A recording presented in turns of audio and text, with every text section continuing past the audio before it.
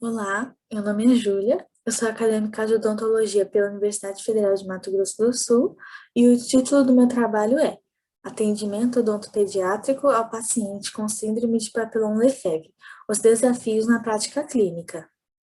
Primeiro, para a abordagem dos pacientes com SPL, é preciso saber que eles são pacientes com necessidades especiais, ou seja, possuem uma alteração no sistema biopsicossocial, que seria biológico, psicológico e social. Essas são as variáveis que devem ser consideradas na abordagem desses pacientes. Então, o que é a síndrome de Papillon-Lefèvre ou SPL? É uma mutação autossômica recessiva que ocorre no gene codificador da catepsina C, que é uma protease lisossomal. Então, o gene contém a informação para produzir a enzima catepsina C enquanto está alterado. Visto que o gene codificador está alterado, consequentemente, o produto desse gene, que é essa enzima, vai ter a sua função alterada. A síndrome, portanto, ocorre nas regiões onde esse gene se manifesta, no epitélio, causando a queratodermia palmoplantar, e nas células do sistema imune, causando a periodontopatia, que leva à perda prematura dos dentes descidos e permanentes se não houver intervenção, além da suscetibilidade a infecções sistêmicas que favorecem o agravamento da doença periodontal. Essas são imagens do caso clínico de um dos artigos, mostrando a paciente com a queratodermia nas palmas e na planta dos pés. A etiologia, ao certo, é desconhecida, porém sabe-se que há alguns fatores envolvidos, dentre eles o genético, o microbiológico e o imunológico.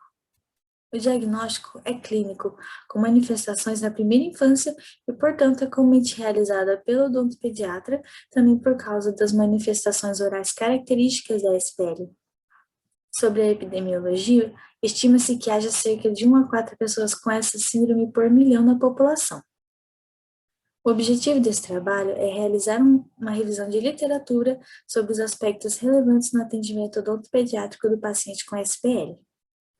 Para isso, foi realizado um levantamento bibliográfico na base de dados PubMed, com os seguintes descritores e ferramenta integrativa de busca. Com isso, foram encontrados 297 artigos e, com a aplicação dos critérios de inclusão e exclusão, de acordo com a temática abordada, 16 artigos foram selecionados.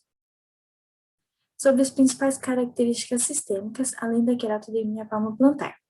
Os exames laboratoriais nos estudos encontrava-se normal, exceto que, nos estudos que realizaram o exame de imagem no paciente, encontraram calcificações assintomáticas na foice do cérebro e no plexo coronoide. Sobre as condições sistêmicas, a maioria trouxe que também encontrava-se normal nos pacientes dos estudos, porém com o detalhe de que eles são mais suscetíveis a infecções sistêmicas devido ao prejuízo leucocitário. Sobre o desenvolvimento global, um estudo trouxe que um paciente com SPL manifestava déficit cognitivo. Os estudos trouxeram também que as características da síndrome se manifestam na cavidade oral quase simultaneamente com o início da hiperqueratose palmoplantar, o que ocorre comumente na primeira infância.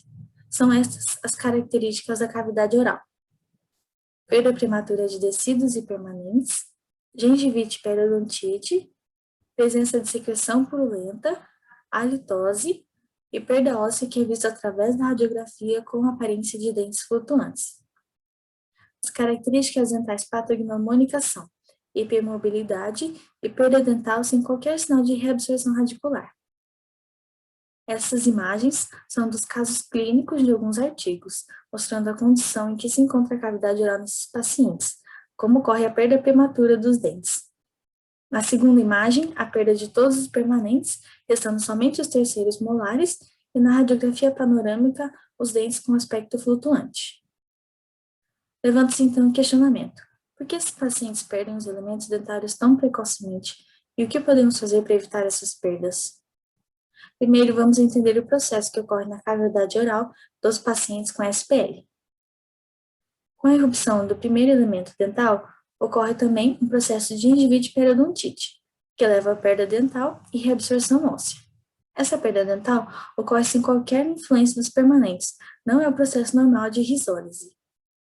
Com a ausência dos tecidos, o processo inflamatório também cessa. Todo o processo de gengivite e periodontite se inicia novamente quando os dentes permanentes irrompem na cavidade oral. levando novamente à perda dos dentes e ocasionando um edentulismo precoce. Então, o papel do cirurgião dentista consiste na intervenção desse processo, a fim de evitar a perda do elemento dentário e todas as comorbidades consequentes. Sobre a intervenção, ela consiste principalmente no diagnóstico precoce, visto que os pacientes muitas vezes têm o primeiro contato com a odontologia através do odontopediatra, ele costuma ser o principal responsável pela informação da hipótese de diagnóstico e mais tarde o fechamento do diagnóstico. E a partir daí, iniciar a intervenção imediatamente da seguinte forma: modificar a forma de higiene oral do paciente, pois ela deve ser efetiva no controle do biofilme. Tratamento periodontal, sempre com uso de antibiótico sistêmico, servindo como apoio imunológico. Extração dos dentes na dentição primária antes de romper os permanentes. E reabilitar com próteses e implantes. Um fato importante é que a intervenção deve ser iniciada antes da irrupção dos dentes permanentes, em torno de 5 anos, para que se consiga sua preservação na idade adulta. Um dos estudos trouxe o seguinte protocolo de intervenção após o fechamento do diagnóstico. Os descidos devem ser realizadas instruções de higiene oral e profilaxia a cada 3 meses, extração de dentes com doença periodontal avançada e, antes de romper os permanentes, 6 meses antes devem ser extraídos os descidos. O paciente sempre com apoio de antibiótico devido à sua debilidade no sistema imune. Nos permanentes, também devem ser feitas instruções de higiene oral e profilaxia a cada 3 meses. Na presença da doença periodontal moderada, realizar raspagem, profilaxia mensal e tratamento com antibiótico. E na grave, extração. Interessante também seria lançar mão do controle químico através de colutórios bucais. Esse é o protocolo que o estudo trouxe, mas pode ser que um paciente precise de profilaxia com mais frequência, outros com menos frequência, e por isso a individualidade de cada planejamento e plano de tratamento. Quanto à reabilitação, ela visa basicamente devolver estética e função. Para os pacientes que sofreram perda de elementos dentários, a literatura traz 3 principais formas de reabilitação com grande sucesso clínico, através de mantenedores de espaço, prótese fixa e removível e implantes. A prótese é utilizada quando não é possível a instalação dos implantes. Os implantes, para sucesso clínico, é necessário que a condição oral seja favorável, ou seja, sem periodontite e após desenvolvimento ósseo. Nós também tínhamos curiosidade em saber sobre a dieta dos pacientes, como eles se alimentam com a cavidade oral, estando em condições tão precárias, sobre o histórico odontológico, como eles estavam sendo abordados pelos profissionais, e o ambiente familiar, em como era o apoio das famílias ao paciente. Porém, os estudos não trouxeram informações sobre isso, reforçando a necessidade de mais estudos. Desse modo, alguns pontos devem ser destacados para a abordagem dos pacientes com SPL. Levar em conta os diferentes graus da síndrome que cada paciente pode apresentar. Quanto ao diagnóstico, o odontopediatra costuma ser o primeiro profissional a diagnosticar, e quanto mais cedo o diagnóstico e, consequentemente, intervenção, melhor é o prognóstico.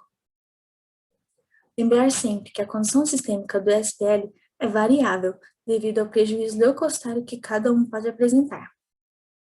Além disso, todas essas alterações que o paciente apresenta desde uma idade tão precoce podem impactar negativamente no desenvolvimento físico, psicológico e social da criança e também impacta diretamente na vida dos familiares e responsáveis. Porém, de modo geral, nota-se uma literatura restrita e muitas variáveis sobre essa síndrome ainda estão incompreendidas. Para concluir, é importante ressaltar que a abordagem dos pacientes com SPL deve ser multidisciplinar, envolvendo dermatologistas, pediatras, psicólogos para o portador da síndrome e para a família, e odontopediatra. O odontopediatra costuma estar envolvido principalmente no diagnóstico, intervenção e reabilitação oral desses pacientes, executando o planejamento de forma integral e com base na individualidade de cada paciente. Essas são as referências. Obrigada pela atenção e agora eu me coloco à disposição da banca.